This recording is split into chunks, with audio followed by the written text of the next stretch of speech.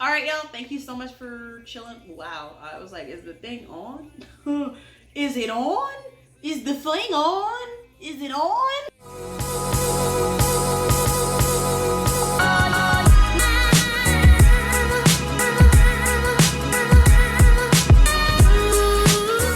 What's up, guys? Welcome back to my channel. Y'all already know it's the real Envy, aka Envy the Monarch.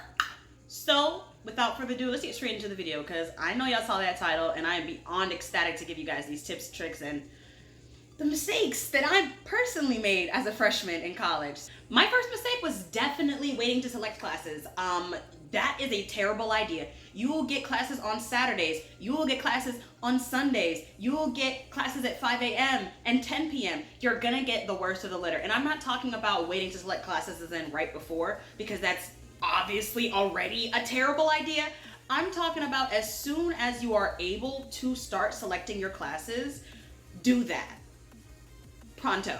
Second mistake, huge, not using RateMyProfessor. So just to give you guys a really quick little on what RateMyProfessor is, it's a really beneficial site. All you gotta do is type in your professor's name. It's gonna give you tips and tricks about your professors, whether it's a textbook free course, if that professor is extremely monotonous, or even if they give a lot of homework. It's gonna be your best resource to find out what you're walking into. And trust me when I tell you that matters. You could get a professor that barely gives homework, or a professor that gives a ton of homework. You could get a professor that has exams every week, or you could get a professor that doesn't have exams except for at finals week. You literally never know what you're walking into unless you use RateMyProfessor. Super helpful, non-sponsored if you care about that. I'm not sponsored by anything right now, so I mean,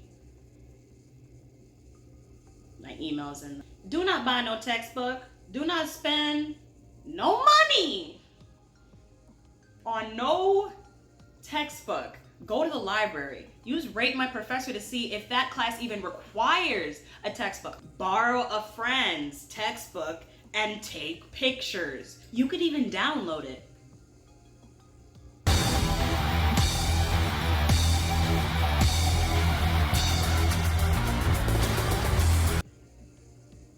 Legally.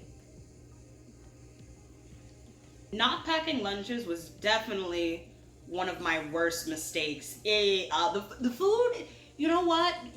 If I was making a comparison, I would have to say overpriced jail food. You don't want it. It's not only not worth it. You know what? You're better off buying from the vending machine, and that is both, sorry to say, but it's also really inefficient. So yeah, just pack your own lunches. If you're feeling frisky that day, maybe get a $1 slice. Something cute like that if you're in NYC, but do not spend money on these school lunches. Another big mistake I made was selecting my classes too far apart. So I wasn't being mindful of the fact that, like, let's say I might have a class at 10 a.m. and then I'll have another class at 4 p.m.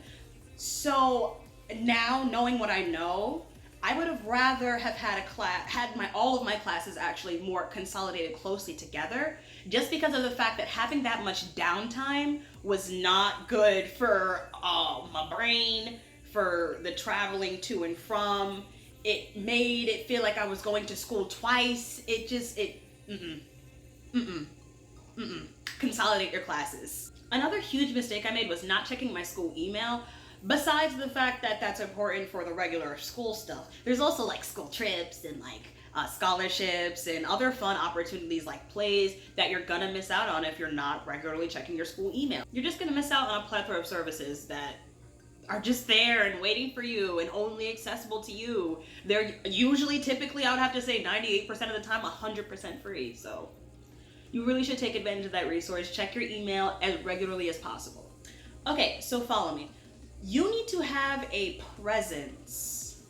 You may not need to communicate often with the professor. Like, you don't need to be a teacher pet, but like, have a presence. Whether you're saying, oh, hey professor, good afternoon, or whether you're sending them an email when you think that you're gonna be late for class. Regardless, you should have some sort of presence with the teacher so that you develop a rapport. Anybody in college will tell you, they do not care. They do not care. They do not care. There is nothing special about you until you make yourself special. Do they have a dog? You had a dog once. Do they have kids? You were a kid once. What's their favorite color? You like colors.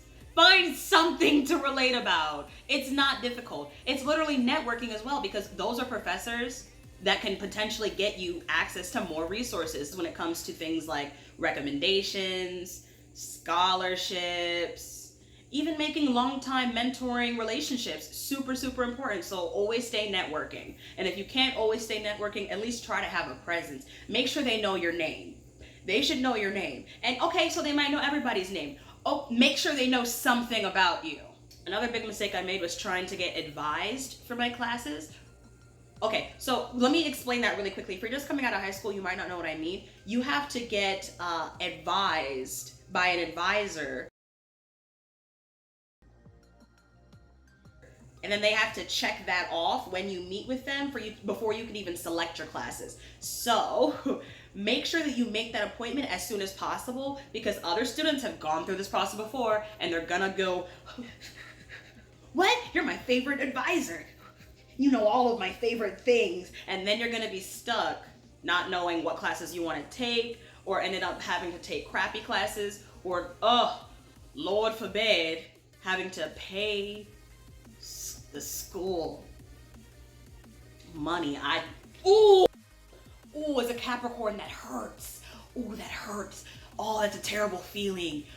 Oh, shake it off, shake it off, shake it off. So this huge tip, if you don't pay attention to anything else, pay attention to this. Allot certain days to do your work, right? And this is also very important. Allot certain time slots. And I'm not talking about, oh, at 2 p.m. I'm gonna do X, Y, and Z. That doesn't work, because if you're a procrastinator, you're gonna see 2:05, 2:06, 2:07, you know what, 2:30, oh my gosh. And then by the time 2:30 rolls around, you gotta eat, you're tired, you're hungry, you wanna take a nap, I don't know. Just set time-orientated goals. So give yourself 15 minutes to do a task.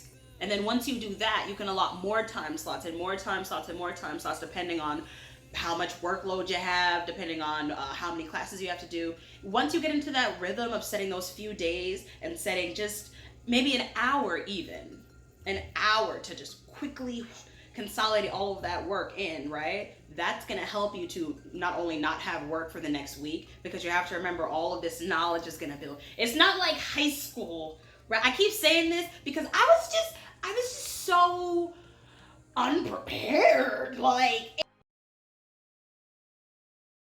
don't be your worst enemy. Get it done.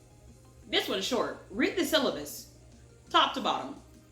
Don't let your first day of school be the first day that you've roamed the halls. I feel like, again, bringing it back to high school, high schools are typically a lot smaller than college. That's why they call it a campus.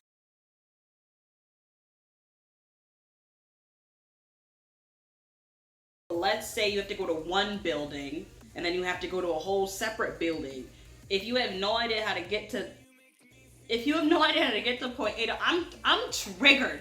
I am so triggered right now. If you do not know how to get from point A to point B that first day, you're gonna be like, I'm gonna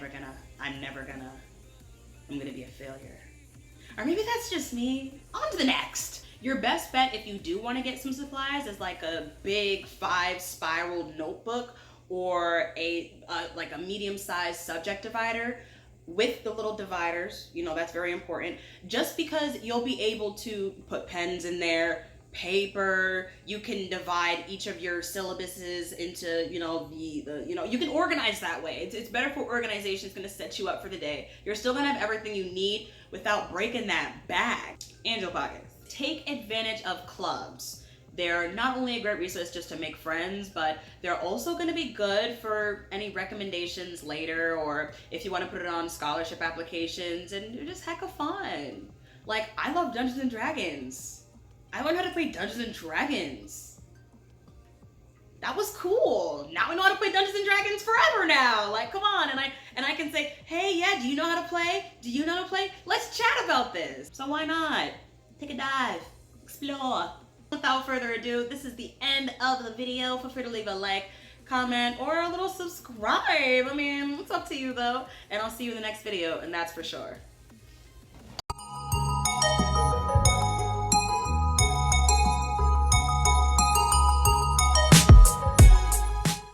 That you're going to be able to get access to if you're using that resource. Resource? Resource? She shall by the seashore? Resource?